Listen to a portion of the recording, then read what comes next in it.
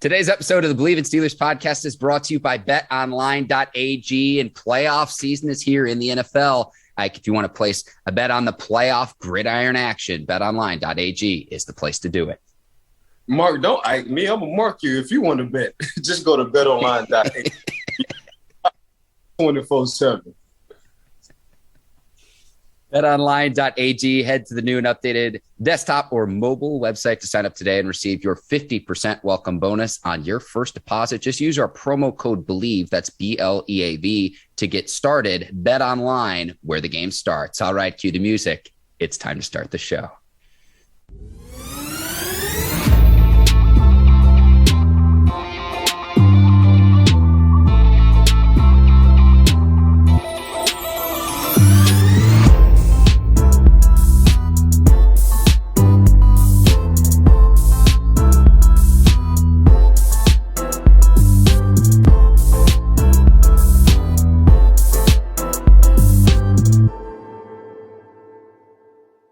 Welcome to the Bleav in Steelers podcast on the Bleav Podcast Network. I'm your host, Mark Bergin, joined as always by my guy, two-time Super Bowl champion and 12-year veteran of the Pittsburgh Steelers, number 24, Ike Taylor. IT playoff season is here. Steelers, Chiefs, rematch at Arrowhead. We saw this matchup the day after Christmas, but now it's win or go home for both of these teams. Pittsburgh, playoff bound yet again after a wild week 18. We've got a lot to discuss, to preview and break down wild card weekend. I am fired up this morning. How you doing, my man? Man, I'm doing good. It's looking like the 2005 Pittsburgh Steelers. They shouldn't have let them in the door kind of atmosphere for 2022, Mark. I love your optimism, Ike, because earlier this season, several weeks ago, we were saying the Steelers need to clean house. They sneak into the playoffs. You manifest a Jaguars upset win over the Colts in week 18. Chargers and Raiders go into overtime. It looks like it might be a tie game. The Raiders knocked through a last-minute field goal, and the Steelers took care of business against the Ravens. And now the Pittsburgh Steelers are in the playoffs. I thought it was a long shot. Ike, you manifested this, but here we are going up against the Kansas City Chiefs yet again, a team that the Steelers lost to 36-10 at Arrowhead on the day after Christmas, December the 26th. I just hope it's a much closer game than we saw earlier this season, Ike, because it did not look good. And might I remind you, Travis Kelce didn't play in that game earlier this season between the two teams. He was on the COVID list as well. He's due to be back for Kansas City. It's going to be all hands on deck. It's going to be an uphill battle. Steelers, a 13-point underdog on Sunday night against the Chiefs. And don't forget, it's 3 seasons. So it's preseason, it's regular season, then it's playoffs. Last time I checked, the Pittsburgh Steelers went into Kansas City, and they did okay in the playoffs. Now, they didn't do good in the regular season, but they did handle their business in the playoffs. So it was just a drive or two that the Kansas City Chiefs wind up pulling off against the Pittsburgh Steelers. So I'm not worrying about nothing. What I do know is once you let a team like the Pittsburgh Steelers or the San Francisco 49ers sneak into the tournament, it could be real scary. That could be some teams you don't want to play. So I ain't tripping on KC. They say 13-point underdog. Pittsburgh Steelers, they'll take that. By the end of the day, Pittsburgh Steelers going to come out with that W, and we're going to talk about this on Monday. Amazing. Right off the bat, Ike's calling for the upset as a 13-point underdog. Before we get into the keys to the game, Ike, we're recording this on Wednesday morning, so a lot can change between now and Friday morning when this episode is due out. But I do expect the Steelers to make a change at punter, and I'm trying to read through head coach Mike Tomlin's commentary. This is a direct quote. He says, the punting debate between Corliss Waitman and Presley Harvin. He says, we'll see what this week holds. We've got some planning to do this week in terms of division of labor. What a diplomatic answer. And if I had to predict, again, this is coming on Wednesday, I think Corliss Waitman's going to be the Steelers punter come Sunday night. A lot of time between now and then. What do you think about, I'm trying to read between the lines. What do you think Coach T means here, Ike? No, I know what he's telling the team on Monday, 2 dogs, 1 bone. So when he says 2 dogs, one bone, this is the position we're looking at as a team. Hey, fellas, I need y'all as well as teammates and players to keep an eye out on who you think the better punter would be. Now, Coach T mind already made up. he's going with his guy. You know what I'm saying? So He felt like Harvin has been through a lot throughout the course of this year, especially with his family and his dad, Coach T. He's going to let him have his mental and me time. I get that part, but he's not going to go with Percy throughout the course of this week. He's going to wait. He's going to sit Percy down for this whole year, and he's going to let the other punter go on punt and put him in a better situation. Now, telling us what he want to do, Coach T, he's a debater. He's a psychologist. He knows exactly what he's doing. But I know what Coach T doing. He's going to sit Percy down for this game right here. Yeah, I think that makes sense because Harvin has been inconsistent in terms of his punting abilities. One area I want to give Harvin credit for, though, and this is such an underrated aspect of football, Ike, is his place holding, how important that is with Christian Kuntz, a new long snapper this season, and then also how good Chris Boswell has been. That is a trifecta. That is a team effort between long snapper, holder, and kicker. So as inconsistent as Harvin has been as a punter this season, there's times where he'll punt at a perfect coffin corner. Then there's times where he'll shank a punt. That's been inconsistent, but his place holding has been very, very consistent for Pittsburgh this season. Yeah, that thing got to be like all in one motion. You know what I'm saying? That thing got to be like a heartbeat. You know, when you're talking about snapping the ball after you snap, you got to get the holder to hold it, and the kicker got to be very comfortable with the holder that he's going to spin the lines around so he don't hit the laces. So, and Percy been just as well as anybody in the league at that. You know what I'm saying? That's why Bozzy has just been super confident. You know, Percy going to get the ball down, twist the laces, and he'll be able to pinpoint wherever he need to pinpoint and kick that field goal. That's a lot of confidence. That's a marriage between really them three. So, yeah, that's what he's been accurate at. But at the same time, you hit it on the head. He has been inaccurate just sitting down and placing the ball where they need to be. And I'm sure that's because he had a lot on his mind. He was thinking about what's going on back at home. So, no more prayers to Percy, but I think by the end of the day, Coach T going to sit Percy down for this game right here and just go with the other punter. Ike, well said. We'll go to keys to the game, and I think the biggest thing for Pittsburgh is turnover creation. I looked back at the box score of that December the 26th game at Arrowhead. I was there, Ike, watching the game. The Chiefs in that game defensively had 3 takeaways, and the Steelers had none, especially a Steelers offense that has struggled this season. They're going to need the defense to create turnovers in this one. And really the key to me is what Patrick Mahomes we get in this game. The first 8 weeks of the season, Mahomes threw 19 touchdowns, but had a league worst 10 interceptions. Now, many of those interceptions were either tipped at the line or they came off his receiver's hands, bobbled it, and it winds up in a defender's hands, right? So Mahomes has cleaned up his decision-making, but he's also gotten more help from his pass catchers on the back end of the season. So his final 9 games, he posted 18 touchdowns and only 3 interceptions. So that's been a key adjustment for the Chiefs. Kansas City's been better defensively as well. But to me, the key in this one is you absolutely must win the turnover battle if you're Pittsburgh, if you want to pull off the upset. So for me, for Pittsburgh on the defensive side, they're going to have to be able to stop the run just in case the Kansas City Chiefs want to try to get their run game established throughout the playoffs. 1. On the offensive side, Pittsburgh have to tell Najee to Cleveland Brown me, meaning give me the same thing you gave the Cleveland Browns to the Kansas City Chiefs when it was Big Ben's last home game. Give me the same result. Pittsburgh will have a chance to win the ball game. Now, for KC side, for the Pittsburgh Steelers defense, they got to keep Patrick Mahomes in the box. Don't let Patrick Mahomes scramble. So I got to tell TJ, hey, TJ, this is not a sack game. This is a containment game. I got to tell Highsmith, this is not a sack game. This is a containment game. As long as we can get Cam and company and TJ Watt and Highsmith sitting on the edges to where he doesn't scramble and he make his plays and he extend plays and throws touchdowns to Tyreek Hill and company, man, we got action. So for me, for the Pittsburgh Steelers, just overall the defense, establish that running game and keep Patrick Mahomes sitting in the pocket. Ike, if you're the defensive coordinator for the Steelers, let me help you put that hat on here. Do you line Watt in like a 9 technique? So I'm talking well outside the offensive tackle, maybe even outside of a tight end like a Travis Kelce in this game to help make that happen, to help contain Mahomes within the pocket. Do you extend their, because to me, it sounds like gap integrity is going to be absolutely vital in containing Mahomes in this game. So in certain situations, which I think would be a lot of situations, especially on third down or second and long or third and long, I'm running my twist game.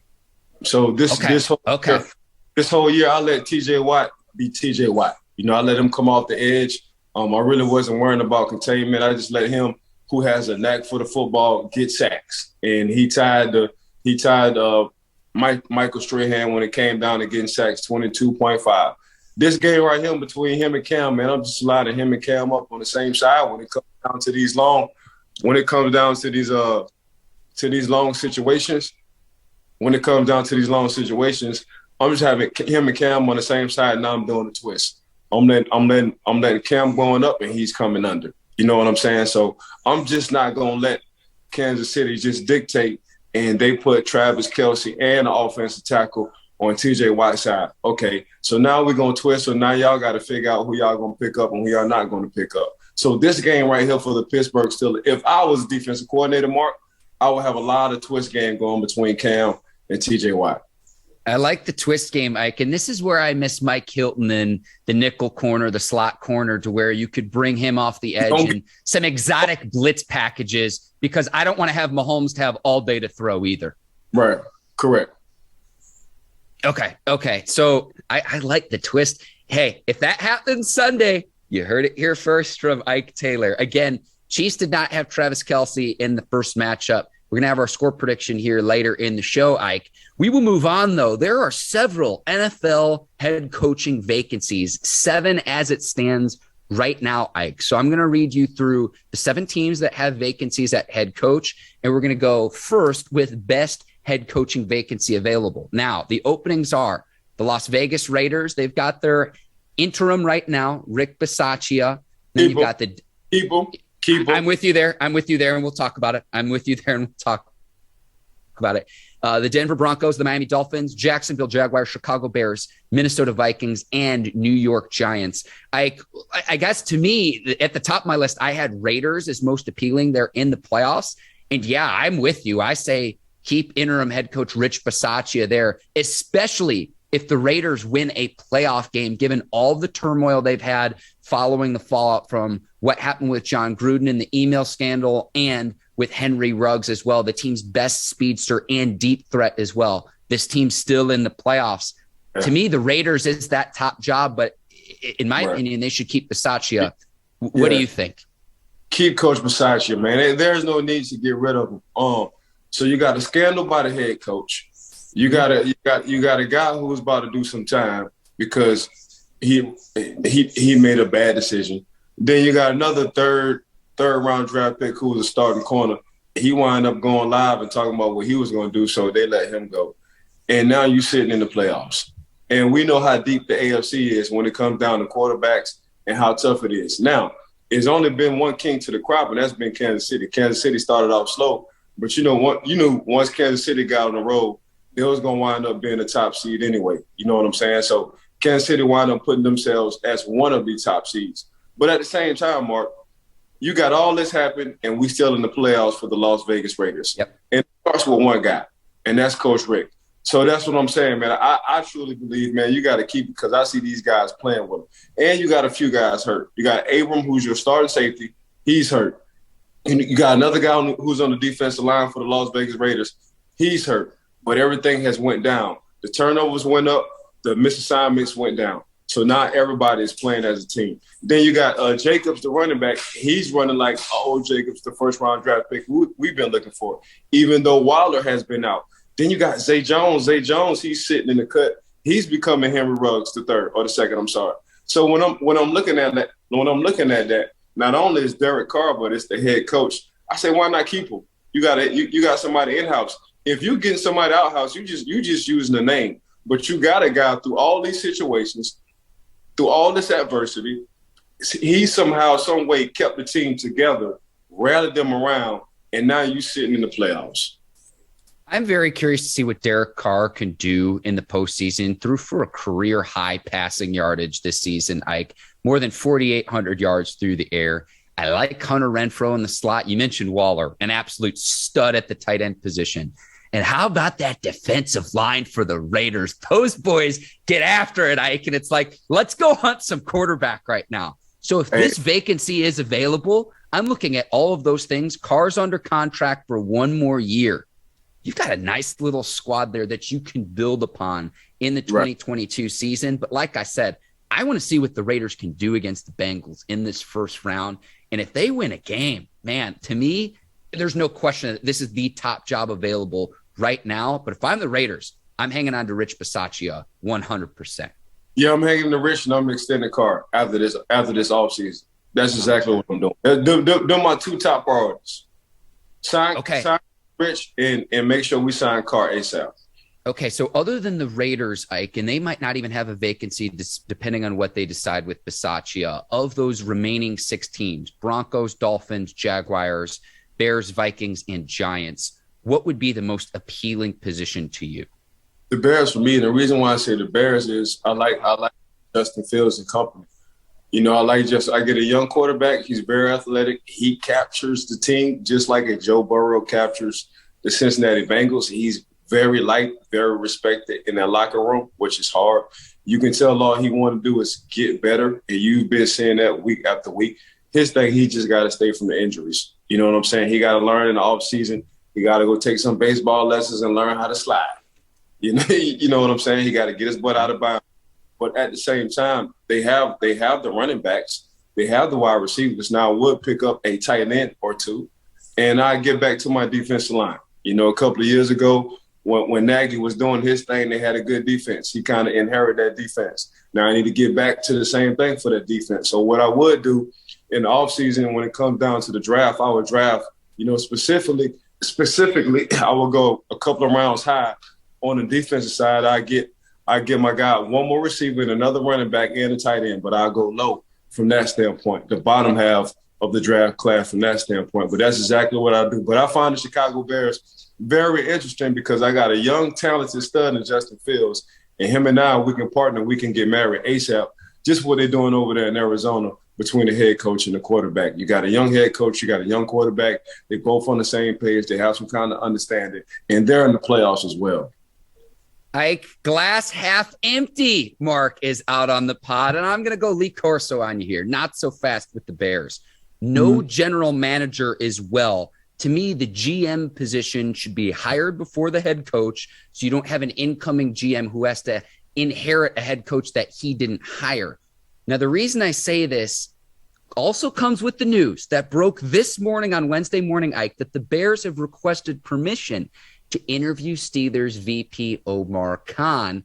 Khan has interviewed for other positions before. He interviewed for the Texans GM job last year, in addition to the Panthers job. Khan is a guy that the Steelers could also promote internally with the news that Kevin Colbert's going to step aside after the 2022 draft. So he could stay in Pittsburgh, but I think he might have some leverage if he is in fact taking general manager interviews, and he's going to do that with the Bears. And that, well, let me rephrase that. If Omar gets the general manager job for the Bears, be a great hire. We have a job. What do you mean by that, Ike? We have a job. I've been Omar been wanting to hire me for the past since I was a Steeler. So if he was going to Houston, I'm telling you, we have a job. I'm telling you, we have a job, Mark. We have a job. I love this. I think that highly of Omar Khan as well. We've spoken about how respected he is within the Steelers organization. He has worked for the Steelers since 2001, Ike. So I would be very surprised if he left Pittsburgh, but we'll see. Now, again, my pushback with the Bears is this.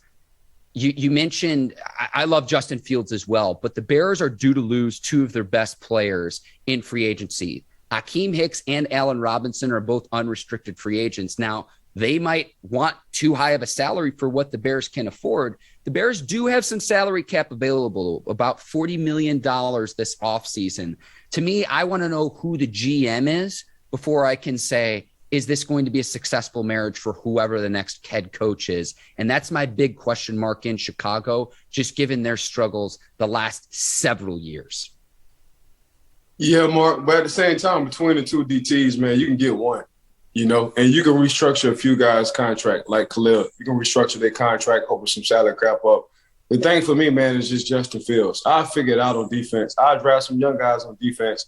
You saw what the Dallas Cowboys did in their draft. You saw the benefits they're receiving right now, with Dan Quinn. And it's a simple defense. I just need to go get me a stud or two, a game changer who can set the tone, and that was Micah Parsons for the Dallas Cowboys. A young guy who's hungry, he's athletic, super talented. He just set the tone, regardless on whether you're an 8-year veteran or you just got paid $100 million. The best person on that defense is Micah Parsons.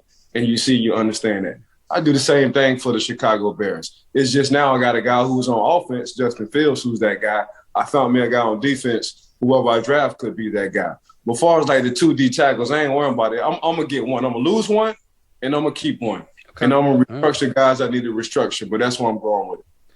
You make it sound so simple, Ike, and this is what I love about you. Okay, so of those 7, so we talked about the Raiders and the Bears, the remaining teams, Broncos, Dolphins, Jaguars, Vikings, and Giants. Which is the least desirable head coaching position in your opinion, Ike? I'm not messing with the Giants right now. I think the Giants, they're not like the Detroit Lions. So Detroit, when they lost 1 by a few points. 2, you saw they had grit and they played tough for their coach. You know what I'm saying? With the Giants, it was either we was getting blown out, we lost, or we won. It was one of the two. So that's the difference between the Giants. I mean, I still think and I thought the Miami Dolphins is 1 quarterback away from being a really good playoff team. Mm-hmm. That's just my personal opinion. And I'm just saying I love Tua to death. I think he's a great person. I just don't think he can help that franchise get over the hump. I think he's a step under a Kirk Cousins. And Kirk Cousins has to be in a good situation to at least make the playoffs because he has number of Pro Bowl caliber guys around him, especially on the offensive side. You got a Pro Bowl running back and you got 2 Pro Bowl receivers. And we still can't get over the hump when it comes down to the playoffs. I think Tua is 1 tier below a Kirk Cousins. So I think everything around Tua is in great hands. I like the quarter. I like the tight ends. I like their running backs. I like their receivers. And we all know what their defense been doing. Their defense has been the glue to that team. So they just looking for a guy. Can you win us 3 or 4 games? And I don't think Tua can win them 3 or 4 games. I don't think Tua is a Justin Herbert. I don't think Tua is a Joe Burrow. So yeah, he did well in college. Had a heck of a career in college, but the NFL, I don't think, to get to where you want to get, and that's having an opportunity. Or if I'm down 10 points in the middle of the 3rd quarter, can you lead us back? I don't think that's Tua. So I think they need a quarterback just in general. And I'm looking at Deshaun Watson to Miami. You always say it, Ike, truck or trailer, and I think we all know the answer with Tua, at least from what he's shown us on the field throughout the course of his NFL career so far. Right. $73 million worth of cap space if you're the Dolphins. That's most in the league. So they've got financial flexibility, whether it's a free agent, where they want to get creative with the trade. They've got a ton of first-round draft picks if they want to reset and find that quarterback of the future, or to bring someone in to compete with Tua as well, because I'm surprised that there's even a head coaching vacancy given what the Dolphins did on the back half of the 2021 season. They dug themselves too big of a deficit in the first half of the year. I'm with you with the Giants, though, for this reason. Last 6 games for the Giants, and they lost all 6. They got outscored 163-56. That's a scoring differential of 9.3 points per game. So more than a touchdown, almost a 2-score game. Like, that's insane. That's absolutely getting annihilated. And there's no surprise that there's a head coaching vacancy. Also, the Giants, like the Bears, have a vacancy at general manager with David Gettleman stepping aside as well in New York as well. So like Chicago, I'm more concerned about who do the Giants hire at general manager then the general manager can pick his guy for head coach. If you pick the head coach first, the stigma, whether it's warranted or not, but this is the perception, is, oh, well, the new general manager comes in and he inherits a head coach that he didn't, in fact, hire. So to me, hire the GM before the head coach, if possible. And that's really the complications that the Giants and the Bears are going to have to figure out this offseason. Yeah, they didn't ask Gettleman to step down. They just told him to step aside. That means get your ass up out of this goddamn building. And that's all that was. That's the truth, Ike. Right. When it comes down to the general manager and the head coach, Mark, I don't think it should matter either way. I just think both needs to be on the same page, and here's why. There's only one formula to winning football games. If you want to go on the offensive side, either you're going to have a stud quarterback, and an okay offensive line, or either you're going to have a nice offensive line and a stud running back. On the defensive side, I just need two guys who can be game changers, whether it's a defensive tackle or a middle linebacker or an outside linebacker. And that's all I need. So it's really not that hard. What's the best available player? As long as them two on the same page, not what we need. Give me the best available player at our pick. So then we can when we do that, we getting the best of whatever. We getting the best of, not only the best of whatever at a position, but we getting a franchise player. And I understand, I see why Pittsburgh for a long time, they kept drafting first-round offensive linemen, first-round defensive linemen, first-round outside linebackers. And you're like, dang, man, y'all ain't going to get a corner. Y'all ain't going to get a receiver. But they always was looking at who's the best available player. And them players become Hall of Fame, All-Pro, Pro Bowl players for some reason. Unless it's like a Pat Surtain where you just like, hey, man, we just got to get this kid. Ain't nobody really better than this kid. He's really true shutdown corner in some instances. But, yeah, for me, man, between the GM and the head coach, I don't think it should go like that, Mark, because they both got to be on the same page. And football ain't hard. We just make it harder than what it really is. And there's just a lot of pride and ego when it comes down to that level, the NFL level, when it comes down to decision-making. Before all the Giants fans come after us in the comments, I want to mention one thing. The upside to this position. Yeah, right. 2 top 10 draft picks in the 2022 draft. So you've got that. You've got a tricky cap situation. Not to say that they won't figure it out, but a tricky cap situation that whoever becomes the general manager there will inherit. You mentioned the offensive lineman that the Steelers have drafted, Ike, 9 years in a row now where the Steelers have not drafted an offensive lineman in the first or second round. It's something I would like to see changed in the 2022 draft, but that's a little bit of wishful thinking on my end. No, I agree. I mean, when you look at their first round draft picks, you look at where they heading. You know, one of the Pouncey brothers, they're going to Canton. David DeCastro, we're going to see, but he got an opportunity to go to Canton. You know, so I'm just going off Alifanica. He just went to Canton. You know what I'm saying? So I'm looking at, you know, Pittsburgh Steelers, and when they did draft these offensive linemen in the first and second round, except for probably a few, man, these guys are going to Canton. And that's exactly what you want. They're your franchise player. They set the tempo when it comes down to that, either offense or defensive line. Cam Hayward, he's going to Canton, first rounder. You know what I'm saying? If Tua can get his mind right and stay healthy, and I know he has some stuff off the field, some personal issues off the field when it came down to his brother, he get his mind right. He could possibly have the opportunity to go to Canton. You know, TJ White, we already know he going to Canton. You know what I'm saying? So that's just what it is right now, man. But that's what the Pittsburgh Steelers got to go through. But I think just overall, in general, they always go what's the best available. And for some reason, somehow, either it's linebacker, defensive lineman, or offensive lineman.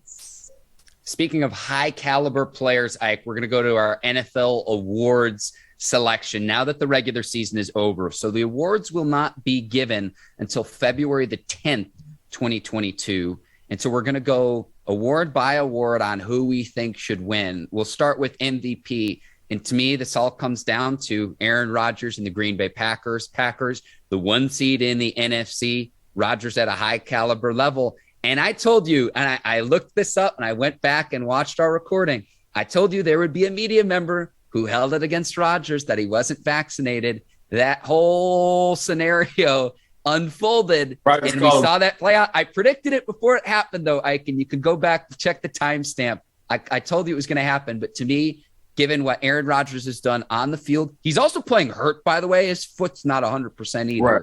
The fact that he's got the Packers as the 1 seed in the playoffs, rolling yet again, like the only downside I've seen from Rodgers this season was that week 1 debacle where they got absolutely blown out. But to me, he's the MVP this season, just given what he's done on the field with his performance in Green Bay this season. They're the overwhelming favorite in the NFC, in my opinion. Yeah, Rodgers called him a bum. He said, I don't know what that bum talking about. That bum don't even know me. That was kind of rude for that bum to even talk to me like that because he's worried about some off-the-field issues. I thought MVP stuff for on-the-field issues. You know what I'm saying? So, I mean, Aaron Rodgers said it best. What he's going to give me, the most vaccinated player award? I don't care. We all know what he's doing. But at the same time, man, I agree with you, Mark. I agree it should be Aaron Rodgers. And the reason why I think it should be Aaron Rodgers is he did a lot with a little this year. For the most part of the season, he hasn't had all his starters, especially on defense. So he had to control. But I like what Aaron Rodgers has done. Aaron Rodgers said, man, I don't have to pass the ball to win ball games. I can just hand it off to Aaron Jones and Dillon and just watch them 2 young studs do what they do. Now, whenever y'all need me to come back, if we need to come back just like we did against Detroit Lions, if y'all need me to come back and sling this thing, I definitely can do that. But at the same time, man, you know what, man? I'm going to go ahead and be the ultimate team player. But then when you ask some of the teammates how y'all feel about Aaron, they was like, man, we love Aaron. So regardless on how we feel about him not being vaccinated, regardless on whether he lied to the media on being vaccinated, by the end of the day, man, the guy has done more with less. He went into a hostile environment, and we was talking about the Arizona Cardinals at one time, who can possibly be the number 1 seed. Aaron Rodgers shut that thing down. He said, wait, hold on. I know they got Mighty Mouse sitting over there in the back end. He's a quarterback. But y'all forgot who y'all talking about. Y'all talking about AR-12. And y'all know when I let this thing go, that thing ain't nothing but accurate when I let this thing fly. Yeah. But Rodgers, man, he just been Mr. Consistent. Over 35 touchdowns, less than 4 interceptions out of the course of the year. Man, you really can't argue with Aaron Rodgers what he's doing with that. But I just like the big picture. Aaron Rodgers knows and he understands. Now that I do have a run game, I will use that. When y'all need me to pass, I will pass. And he's been dropping dimes to Lazard and Devontae Williams and Scandrick and company. You know what I'm saying? And he's missing his favorite tight end, his young favorite tight end. So, I mean, Aaron Rodgers, to me, people talk about Tom Brady, and Tom Brady, you know, he's doing a lot. He can be in the conversation, but Aaron Rodgers has thrown less, very accurate, not more touchdowns, but he's right there with Tom. I think Tom has thrown over 100 times more than Aaron Rodgers. And Aaron Rodgers' efficiency is just off the chain. So you can't knock Aaron. You know, if you give Aaron Tom Brady receivers, it would have been a different story. But it's hard to go against the GOAT, because the GOAT finally has receivers. When the GOAT was at New England and we knew his receivers, like, okay, he's making receivers. But the GOAT actually went to a situation where now he has some pretty good receivers who's already there. But what Aaron Rodgers is doing, the first thing you say when you play Aaron Rodgers, man, we got to stop Devontae Adams. Yeah. And then you go towards the end of the game, and Devontae got 150 with 2 touchdowns. Dang, a two-piece, Ike, a two-piece. So, yeah, I agree with you 100%, man. Aaron Rodgers has been Mr. Consistent, and he's got his team in the NFC as number 1, the top seed. So, yeah, I got you. I think the argument for Brady would be at age 44, it's probably the last time he could win the MVP, depending on what happens next season. Brady led all quarterbacks with passing yards and touchdowns. Most passing yards of Brady's career, more than 5,300 yards, 43 passing touchdowns as well. We're going to talk a little bit more about Brady, Ike, when we talk about playoff breakdowns, but I think Brady would be in the conversation, but to me, I'm with you. I think Rodgers wins the award. Let's go to Defensive Player of the Year. To me, point blank period, TJ Watt. If you're not going to give the all-time sack record holder the Defensive Player of the Year, what's even the purpose of the award? He did it playing missing 2 games this season. He had 3 games in which he played fewer than 50% of the Steelers' defensive snaps. He's battled through injuries. It's not just the 22.5 sacks, though, either, Ike. 21 tackles for a loss, 39 quarterback hits. It's not just the sack production. He's been absolutely devastating off the edge for opposing offenses this season. Good luck trying to block him. If it's not TJ Watt this year, I don't know if he'll ever win it. To me, TJ Watt is the defensive player of the year. No questions asked.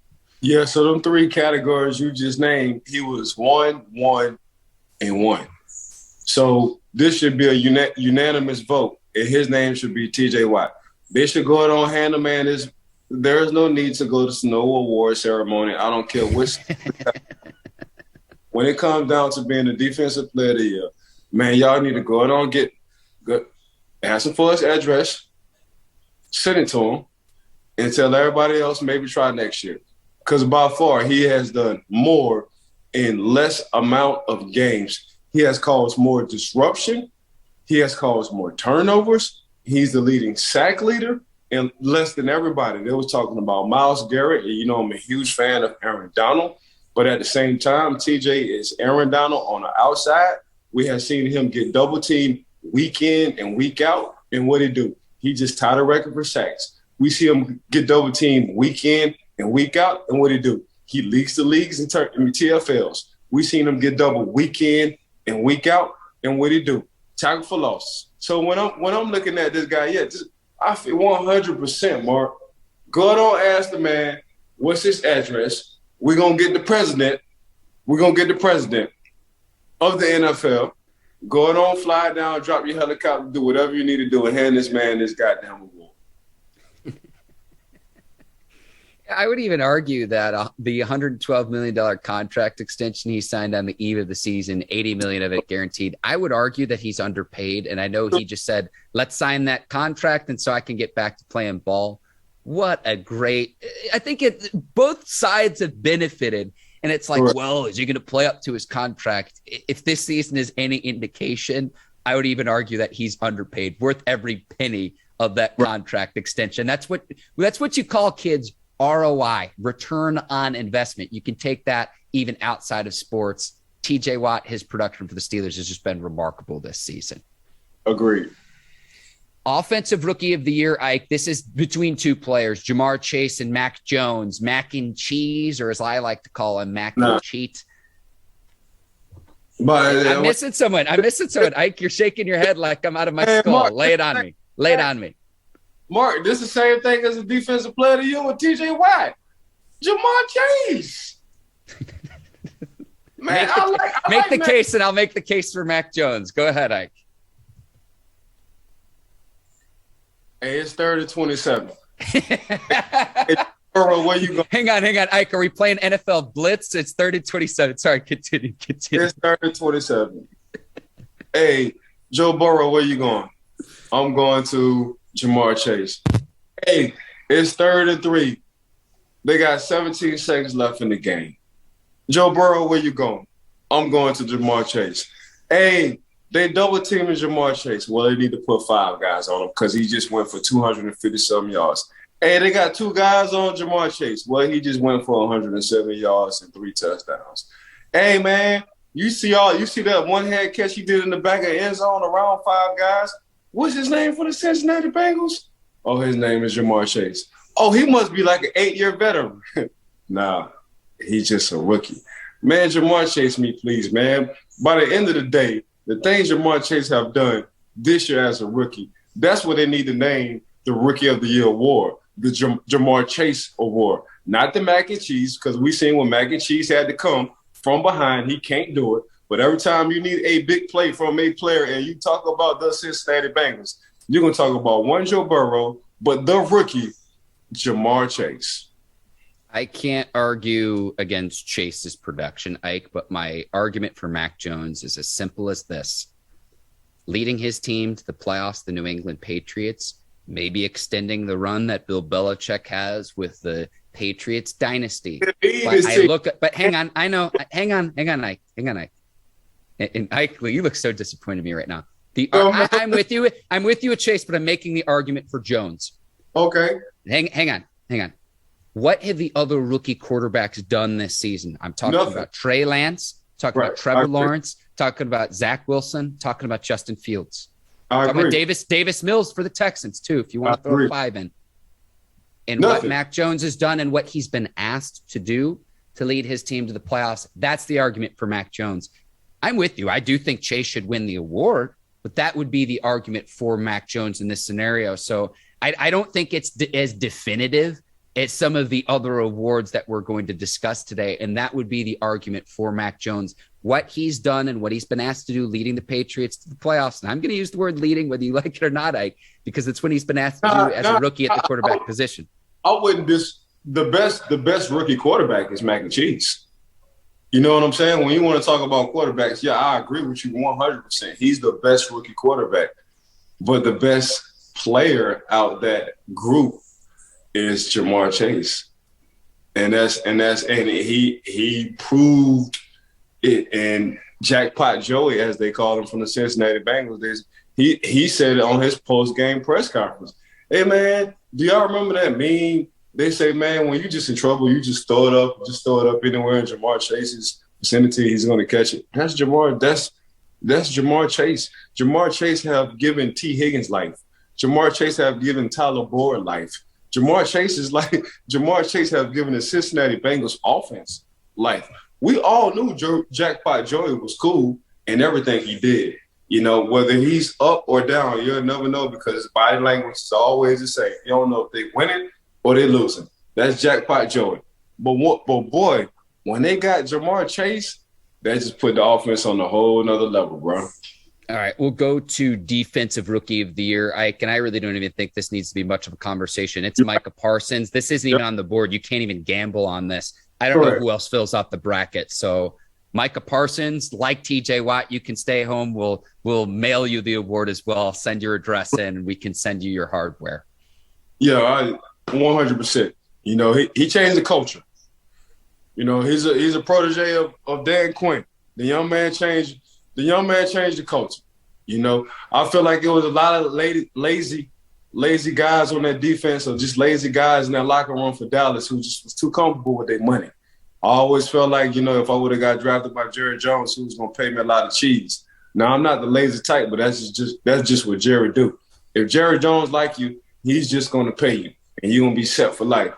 But when it came down to the DeMarcus Lawrence and you're watching the preseason show, and he's talking, man, how you think they're going to cut me and they paying me $20 million a year? His name is Micah Parsons.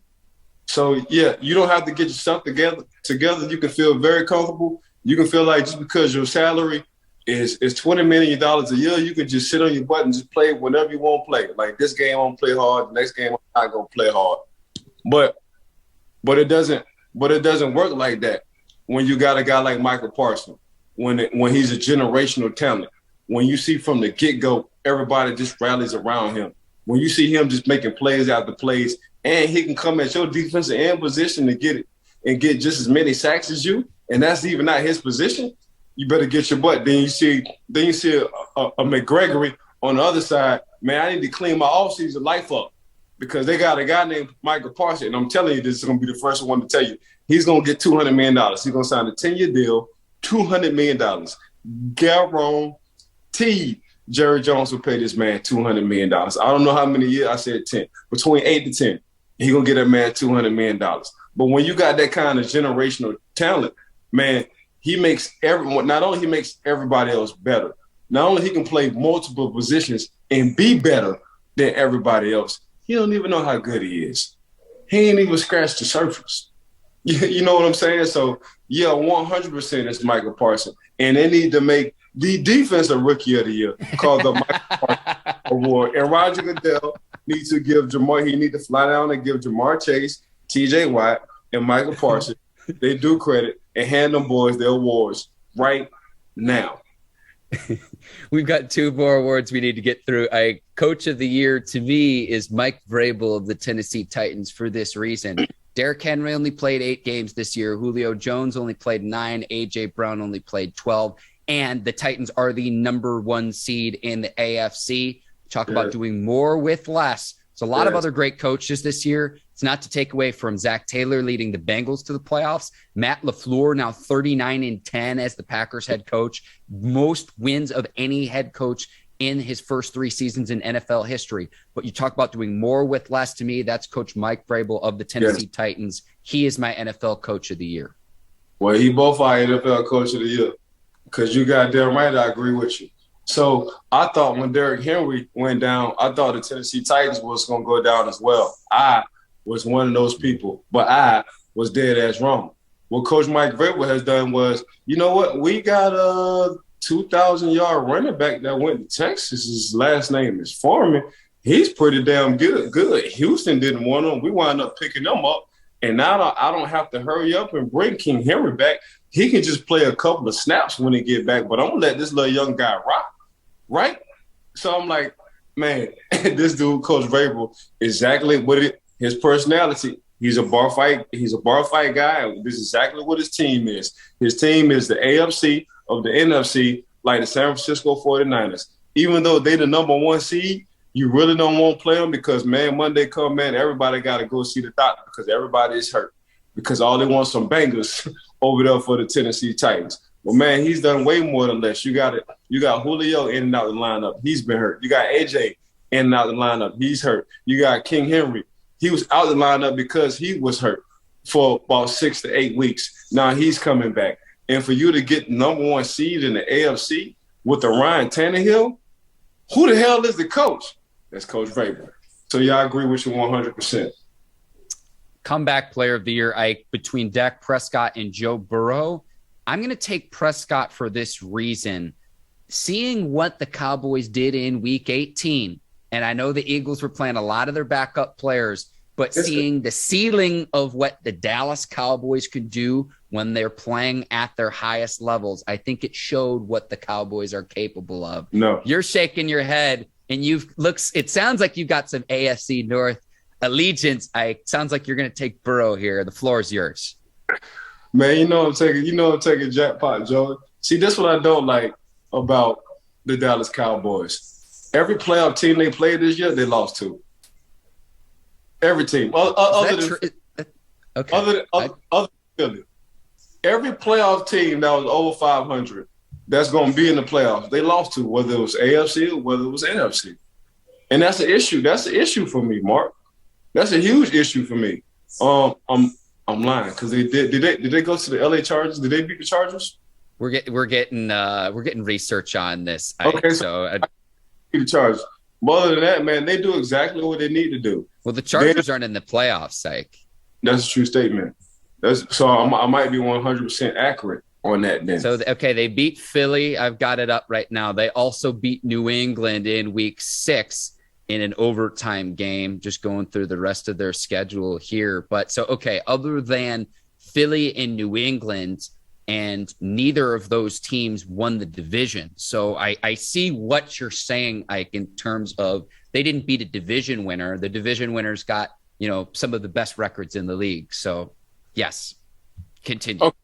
So I like Dak Prescott. He's one of my guys. I thought Pittsburgh was going to get him in around the 4th round when he got into the little incident coming out of Mississippi State, but it didn't. Pittsburgh would have been set up in a perfect situation if they only would have known right now, since Ben is about to retire. But yeah, they beat up. They're the bullies. I look at Dallas as the bullies. They beat up on the team they're supposed to beat up on. But the teams they're supposed to beat, they don't beat. So that's why I just can't go with Dallas right now. Joe Burrow, I got to give Joe Burrow comeback player of the year because you see what the hell Joe Burrow did. Like, Joe Burrow got them in the playoffs. Joe Burrow said, y'all think Patrick Mahomes good? Hold on 1 minute. Hey, CBS, NFL Network, ESPN. Matter of fact, we might need to pay-per-view this thing. Man, y'all need to watch me work on Kansas City and Company. That's exactly what Joe Burrow did. So when you asking for a guy to win you a ball game, when they ask for Dak to win them a ball game, I'm not talking about when the running game is going good and the defense giving you 4 turnovers a game, and you get more opportunities to win the game. No, our running game isn't going well. Nobody's getting turnovers on defense or any sacks on defense. Dak, can you get us a game? Dak hasn't done that yet. Joe Burrow, though, on the other hand, that's exactly what Joe Burrow has done. So when you look at comeback player, not only I'm talking about comeback player off of injuries on what happened last year, I'm talking about comeback players when their team was down bad and you needed help from that one person, which is that quarterback, they were able to come back. And that's exactly what Jackpot Joey has done throughout the course of this year. You got to get Joe Burrow one of your one-of-a-kind cigars, howardgcigars.com. Ike, just the AFC North allegiance, the AFC North brotherhood. We need to make that happen. We need to move on, and we've got a lot of playoff matchups to preview. Before we do, Ike, a new portion of the show that I'm looking to incorporate, because this show just gets more and more successful on YouTube, is to bring in some of the YouTube commenters. So the comment of the day comes from a guy by the name of Mike. And normally I would feature this at the end of the show, but I wanted to do this before the picks. Mike says, looking forward to Friday's show to see IT's Karnak predictions, a wise and knower of the outcome. And I think that's a testament to you, Ike Taylor, the psychic of the Bleav in Steelers podcast.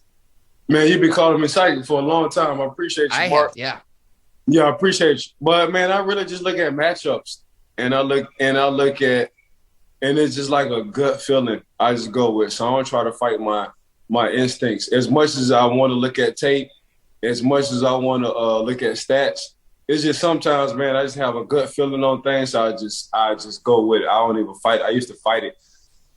I don't even fight it no more. But yeah, man, I appreciate the love. So we're trying to get to 1,000. After 1,000, we're going to get to 5,000. After 5,000, we're going to hit 1 million. Then we are going to sit back between Brinks, Bet Online, and Bleav in Podcast. So that's what we're headed to right now. But, man, I appreciate everybody who's been tuning in and watching, because, Mark, you had told me week in and week out, like all the viewers, not only have they been viewing, how long they've been viewing for. So I'm just so glad we've been capturing and keeping everybody's attention on this show. People watch for like an average of 6 minutes, and I'm just blown away by that, Ike. And let's get right to the picks. A lot of games to get to. Raiders at Bengals is going to kick off wild card weekend. Bengals are a 5-point favorite at home. Joey. IT, you're going with Joe Burrow. Going with Jackpot Joey, bro. I'm going like the stage ain't. We seen this. We seen this in the national championship game with Jackpot Joey against a dominating Alabama team. The stage ain't too big for him, man. If they could, like how they used to do back in the day, if they can let these guys smoke cigars on the sideline, I'm sure Jackpot Joey would be smoking a one-of-a-kind cigar on the sideline during the game if he could, because that's how cool the young man is, and that's what I'm going with over the Las Vegas Raiders, because I don't know which Derek Carr will get. You know, it's hit or miss with Derek Carr, so I'm going to stay with Jackpot Joey because this is what he do. The stage ain't never too big for him. He always cool with a stogie in his hand. Channeling his inner Len Dawson, Ike. That's the image I think of, the old school NFL player where he's on the sidelines for the Chiefs smoking a cigarette. I'm going to go with the Bengals at home too. Yeah, that's the picture I saw. Yeah. Yes. I'm going to go with the Bengals at home as well. I just think this is too high-powered of an offense. Good luck trying to shut down the receiving core. You've got Joe Mixon in the backfield, too, as good as there is in this league. I like what the Bengals did towards the end of the season, ascending into the playoffs, and I just like the way that they're playing. Let's go to the next AFC matchup. You've got Patriots and Bills. Bills are a 4-point favorite at home, and the Bills have a strong defense, Ike. Finished the season number 1 in DVOA. A division matchup in the wild card round of the playoffs. Who you got between Patriots and Bills? Man, I'm not gonna go against Bill Belichick.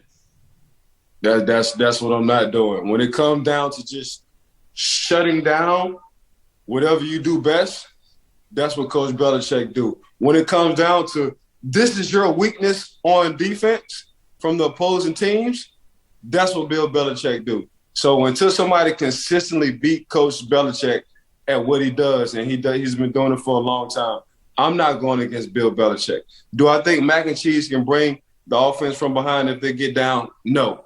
But in Bill, I trust. So I'm going to go with Bill Belichick because I know he would shut down whatever Josh Allen and the company doing offense well, and he would expose on the defensive side what the Buffalo Bills don't do well. So that's what I'm rocking with.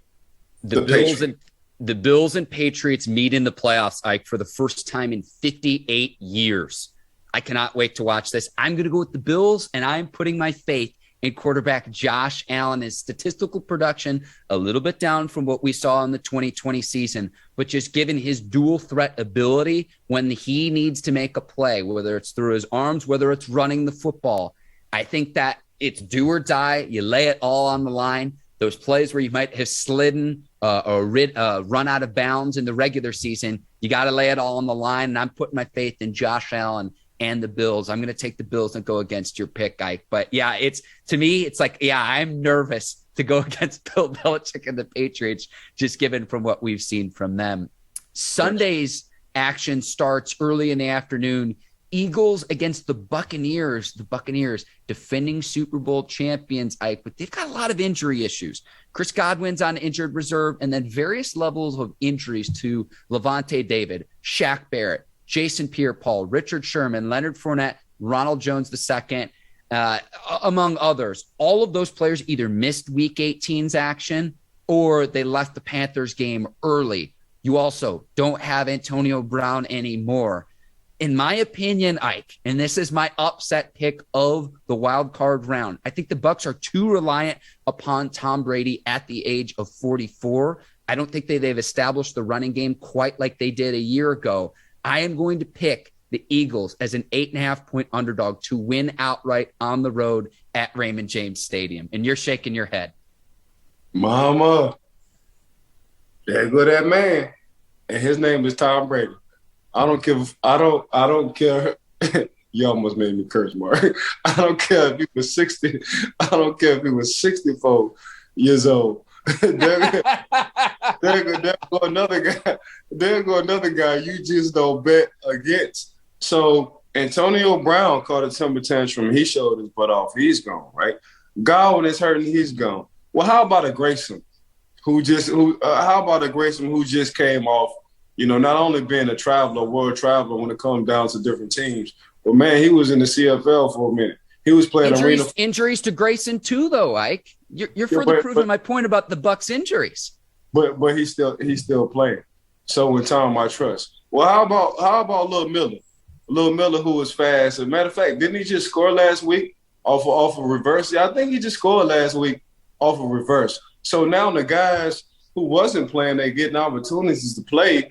And now time goes to Coach BA was like, I trust this guy, give him a chance. And this is exactly what he's doing. Yeah, just because he was injured and he's getting less time, that means I'm going to rest you for the week because on Sunday, I'm going to need you a lot. That's all they're doing. But in time, I trust, man. I'm not going against time. That's one thing I'm not doing. I don't even look at the defensive side when it comes down to Tom Brady. I know when he goes into a hostile environment. I know when he's playing the New York Jets and they look bad from the third quarter when they thought they was going to lose the game and he come down with 90 seconds and just go for a game-winning touchdown to Grayson. I know what Tom Brady can do because I've seen this too many times, whether he's 23 or 44 or 43 or 64. As long as Tom can sling that ball, Tom Brady going to give you opportunity. So I'm sticking with Tom, Mark. I like how you say 64 when not quite a senior citizen at that point, but that's how much faith you have in Tom Brady. Correct. Look, correct. I do not see, even if they get by the Eagles, I do not see a way that the Buccaneers repeat as Super Bowl champions. So if you're not as confident in me in the outright upset, at least to me, take the Eagles. 8.5 points is an awful lot. At least take the Eagles to cover that. But to me, that's my upset pick of the weekend. That's just, hey, we can agree to disagree. We will go to 49ers and Cowboys. Cowboys at home. This is the CBS Nickelodeon game, Ike. So we're going to get the MVP award, the Nickelodeon Valuable Player. Cowboys are a 3-point favorite at home. I don't even need to ask you. I know who you're going to pick in this game, but the floor is yours, Ike Taylor. 49ers and Cowboys. Who you got? You already know where I'm going, man. I'm going Deebo Samuel all day because you know what time it is. This is exactly what he's been doing. He's the personality from the San Francisco 49ers, whether he's catching the ball on the last drive from Jimmy Garoppolo, and we got to start giving Jimmy Garoppolo his props because he's been making some game-winning drives as well. But whether he's getting the ball off and he's handing it off or he's scoring touchdowns, he's the only wide receiver with 8 touchdowns rushing this year. And by the way, man, he's just got a bad attitude. And I see why his parents named him Debo, because if anybody watched the movie Friday and they saw Debo pull up on a bike, you had to tuck your chain. That's exactly what it was. So, yeah, it's just, for me, it's the personality. For me, it's the matchups. And what I do know about the San Francisco 49ers is they play aggressive defense. Now, they're not exciting. They're not finesse. They don't have a lot of Pro Bowlers. But you want to talk about some guys who are going to come downhill and just lay the pipe and smack you in the face and want to FaceTime with you. That's exactly what these San Francisco 49ers guys be doing. Now, on the offensive side, now we're back to Elijah Mitchell. Elijah Mitchell, one of my guys from Louisiana Lafayette, he's been toting the thing of late, coming off injury for the San Francisco 49ers, along with the Samuels. So then you look on the outside, who they have as receivers. We just got some basketball players, 6'3", 6'4", about 240, but they play receivers for us. So when you're looking at the matchups between those guys, you look at it. You look at it. Diggs, who's been catching the ball, leading the league with 11 picks, but the Diggs haven't been playing guys like what San Fran has on the perimeter. Diggs haven't been playing a guy physical, who's physical, and all he wants to do is run people over instead of shaking them into Debo Samuels. Diggs have to come up every time and tackle Elijah Mitchell because it's 7-point-something yards per carry when the San Francisco 49ers get that thing going. Now you got Jimmy Garoppolo. He's getting in the zone and he's just slinging it. He's just throwing into an area where they need to be, and that's exactly what they're doing. They're catching it and making moves. So, yeah, I do like Dallas. I do like their offense. I think they're a very talented team. I just think the matchup, the physicality-wise, the matchup favors the San Francisco 49ers. And when you want to talk about the playoffs, it's all physical. The referees, they leave their whistles in the locker room, and they say, let's play ball. Y'all better not come crying to me because I'm not giving y'all no calls. And that's the kind of ball that's going to be come time this weekend for the Dallas Cowboys and San Fran 49ers. The word you used, Ike, physicality, is why I will also take the 49ers on the road. We've talked about this on previous weeks as well, Ike. If it's a 3-point favorite and you're at home, that pretty much means odds makers consider to be even with the home team. So I'm going to take the 49ers to win as well. And it's because of the physicality that you mentioned. We're going to skip over Steelers and Chiefs because that'll be our last score prediction that we'll do, given that this is the Bleav in Steelers podcast.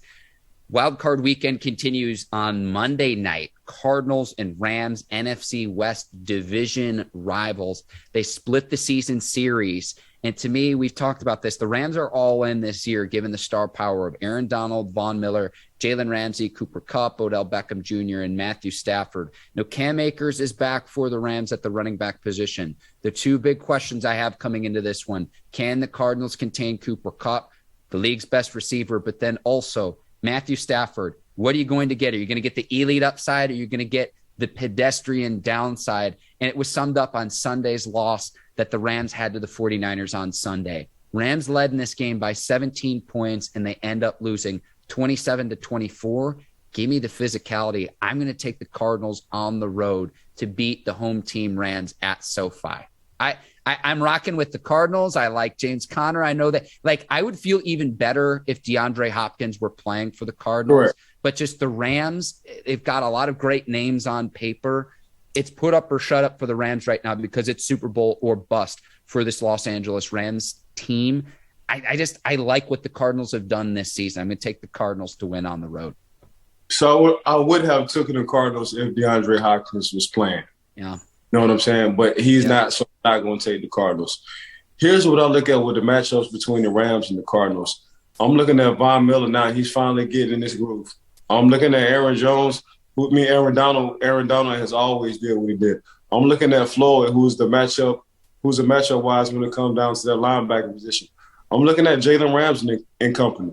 So now he doesn't have to worry about DeAndre Hopkins. So I'm looking at Matthew Stafford, and I like what OBJ said when they talked about Cooper Kupp and Matthew Stafford. He said, man, I got the first – he said, man, I got courtside seats watching this guy work. So y'all worrying about me on my catches and what I need to do. Nah, I understand, man. I got a guy named Cooper Kupp, they didn't give him 3 crowns this year. They didn't give the man a triple crown for catching, receiving, and touchdowns. Man, that's hard to do. So he's acknowledging, man, this guy, do I feel like I'm better than this guy? Yeah, I'm sure OBJ feel like he's better than Cooper Kupp. But who's more proven in this Cooper Kupp? Have OBJ ever had a triple crown?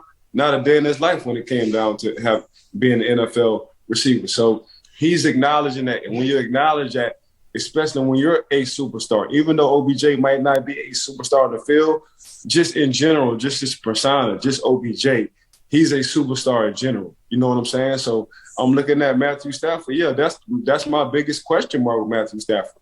Could he ever win a playoff game? You know, could he get you over the hump? So for me, he kind of feels like a Derek Carr. You know, yeah, I love Derek Carr. They're good people, good person, got a nice arm. But can they get you over the hump? But he got Sean McVay. And I think Sean McVay, at some point in time, it was kind of antsy. Matthew Stafford was his new shiny car, his new shiny toy, and he just wanted to run the ball. I mean, he just wanted to pass the ball, pass the ball, pass the ball, pass the ball, pass the ball. Now it came back to Sean McVay offense, and it's a lot of play action pass. Then you give him Cam Akers back to help the running game. So that's more play action pass. So now OBJ will be more wide open. Now Cooper Kupp will be more wide open.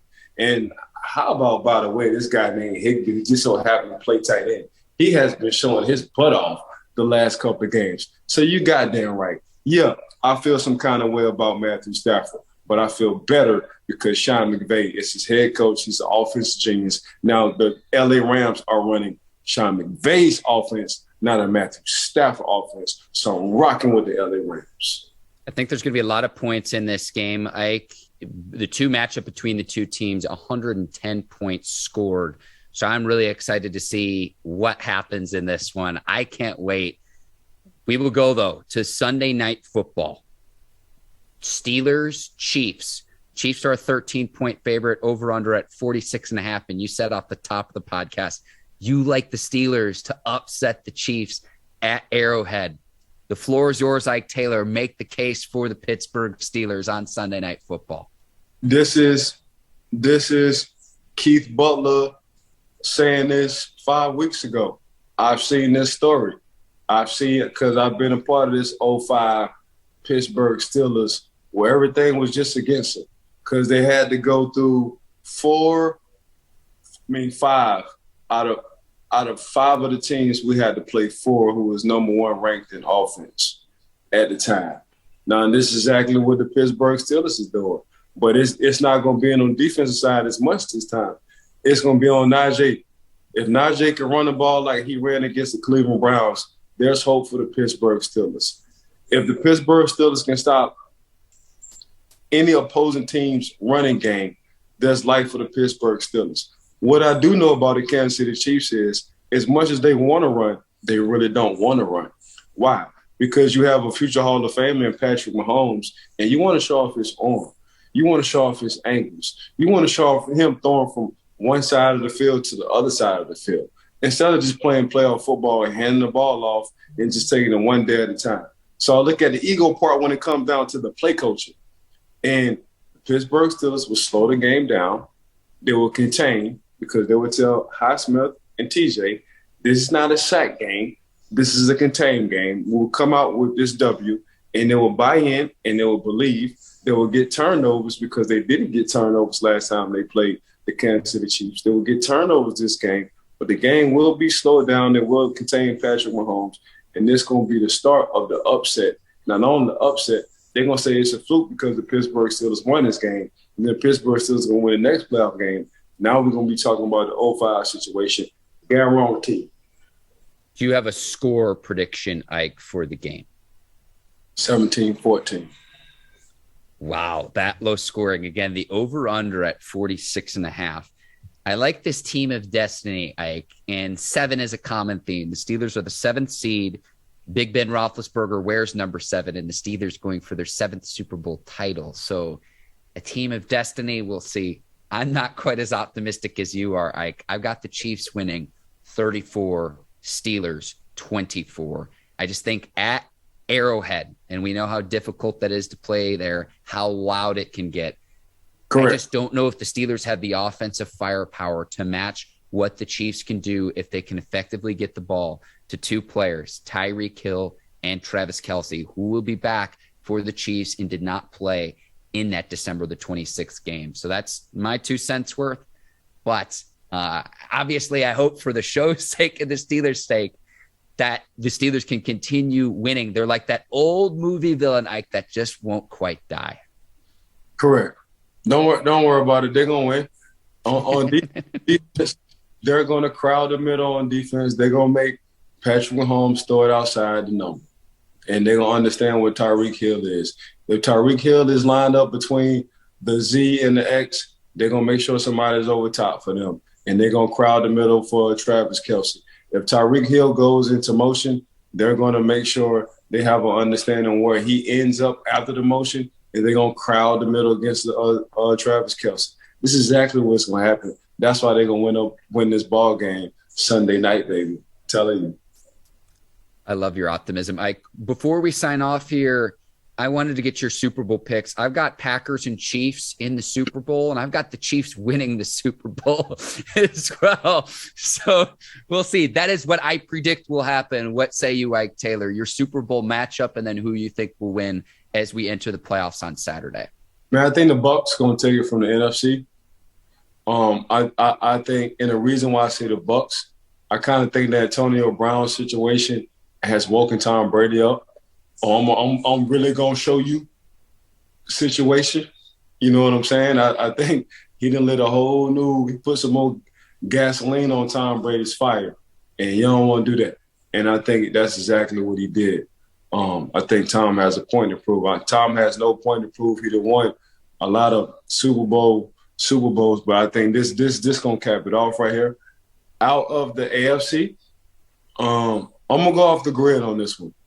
I'm going to go with the Tennessee Titans. I'm going to go with it. I think of late, A.J. Brown has been healthy, and he's just been tearing secondaries up. You get King Henry back along with Foreman. Tannehill also can run. I think people forget or they underestimate how athletic Ryan Tannehill is because he is a former wide receiver for Texas A&M. And Julio Jones, whenever he come back and give him whatever he need to give him. And the Tennessee Titans defense haven't been playing bad at all.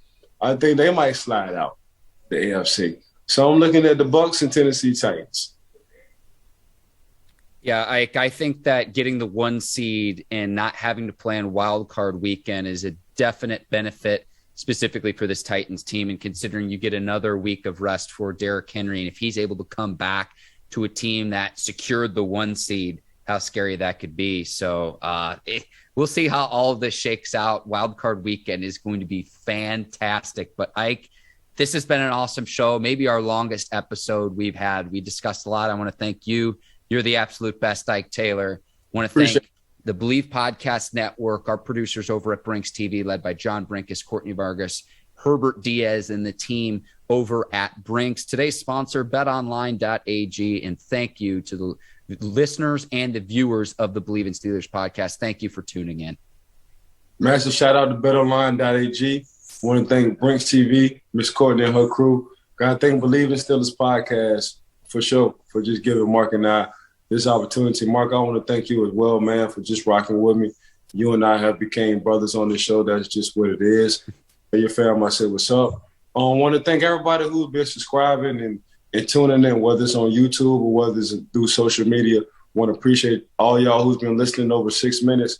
6 minutes is hard for me to tune in, let alone y'all putting up with Mark and I and listen to us for over 6 minutes. So I want to appreciate y'all. Make sure y'all give us a 5-piece. That's 5 stars every time y'all do rate and review us. But that's all I got. For Ike Taylor, I'm Mark Bergin. Thank you for listening to the Bleav in Steelers podcast. We will see you on Monday following all the action. No, there's one more game on Monday night. We'll be back on Monday to break down what happened in Steelers and Chiefs on Sunday night. But until then, take care and so long, everybody. Peace.